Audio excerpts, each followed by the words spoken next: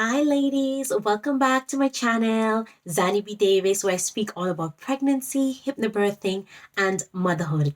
Now, this week is a very important topic because I've been having some really important conversations with midwives, and there's something that we see keep coming up. Like women are just not preparing for childbirth and not preparing for labor. And I'm going to get into this, okay? So the topic for today is why you should actually prepare for your labor and childbirth and also becoming a mother. Now, I know, of course, as we see in the world every single day, women are becoming mothers. I mean, they're giving birth like nothing else. And it seems like it's all like, what is there to know, right? But I always like to say in my hypnobirthing sessions, like childbirth is like a marathon, okay? The same how you're gonna go to a marathon, you're not gonna just tip up to a London marathon with your shoes and decide you're gonna run like 10 kilometers or whatever. I'm not really good with these measurements, but like how many miles, right? You're not gonna do that. You're gonna start training, you're gonna start exercising, you're probably gonna start first with a 1 kilometer run, and then you're gonna work yourself up, right? Childbirth is very similar. You have got to practice. Now, obviously, it's a bit different because you're thinking, well, how can I practice my contractions? Like these things are not happening, right? But the key is preparation. Preparation is key, and there is a way to prepare for labor. And I'm going to go through these 5 things that you can do to prepare for the birth of your baby. Now, I just want to reiterate.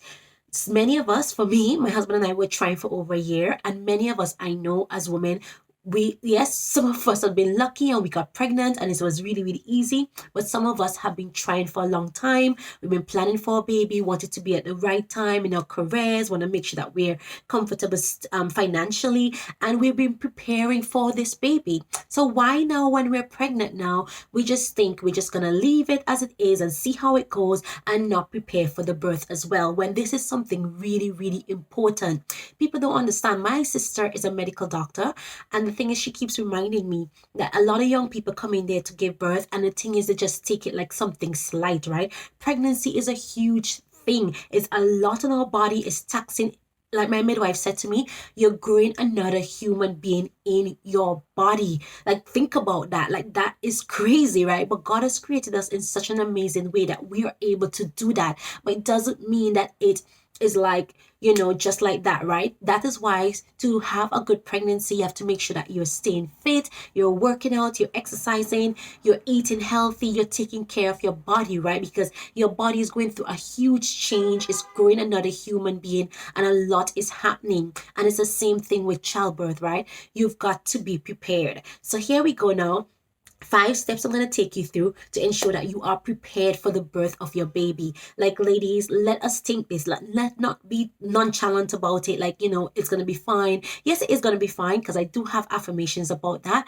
But preparation is key, and I speak about this all the time. So my point number 1, what you should do is make sure that you attend the antenatal or hypnobirthing program or course. It is very important for you to take the time out to learn about what to expect, learn about your body, get knowledgeable about what you can do and things that you should do and shouldn't do, and just get the knowledge. Knowledge is power. Yes, you could read books and everything else, but I'm telling you, and especially if you're anxious about the birth of your baby, do not just go like, oh, I'm going to have a cesarean section. I hear people say this all the time. They are actually, like, think about this. You are choosing to have elective surgery, right? Elective meaning that you have a choice. So you're choosing to do a surgery in which you're going under anesthetic. You're going to be dead in a surgery, right? To have your baby when you are perfectly capable, because you're healthy, you're strong, and especially if you had a great pregnancy, you're perfectly capable of birthing your baby. And of course, naturally, because all of us mothers,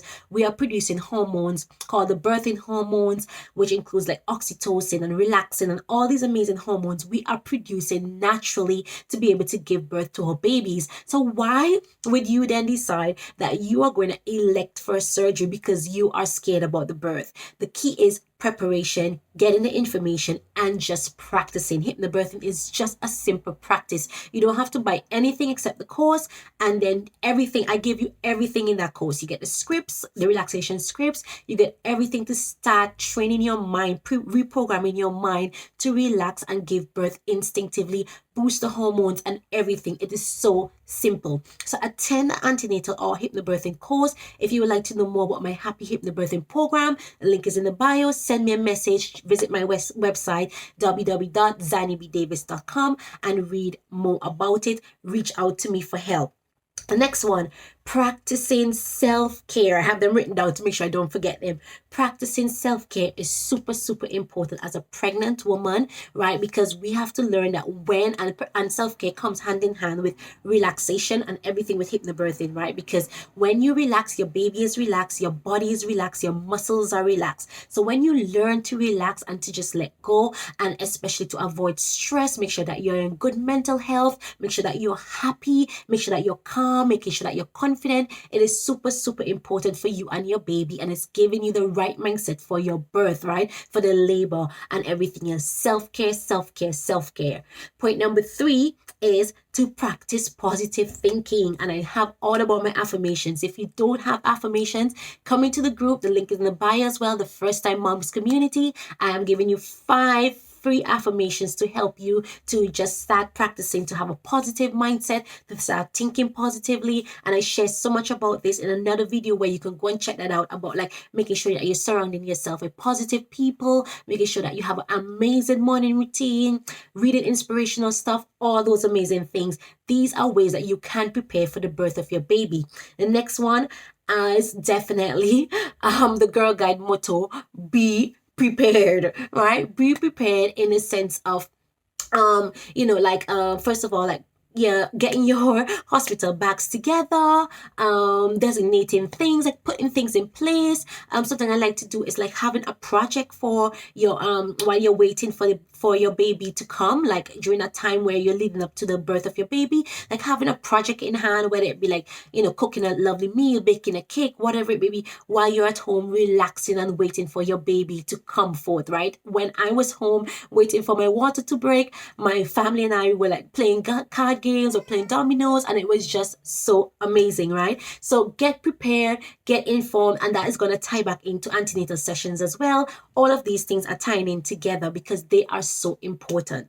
So let's see. So we have do an antenatal session. I said self-care. I said practicing positive thinking, be prepared, and the final one is getting your birth partners. Get your birth partners on board. Getting that support that you need is very, very important for you to help you with the birth of your baby. Okay, birthing is a huge thing, and a lot of times we absolutely need to have the support of our partners. I don't know if you can hear Zaina crying in the background, but this is mom life, okay? But definitely this is what you need to do to make sure that you are prepared for the birth of your baby. I had specific roles for each of my birth partners. My sister and my husband were there with me, and they all had their roles that they needed to play to all right, so having your birth partners have specific roles to support you, knowing that they are the gatekeepers to you, they know your birth plan, and they basically know how to comfort you and help you to relax. They help you with your breathing.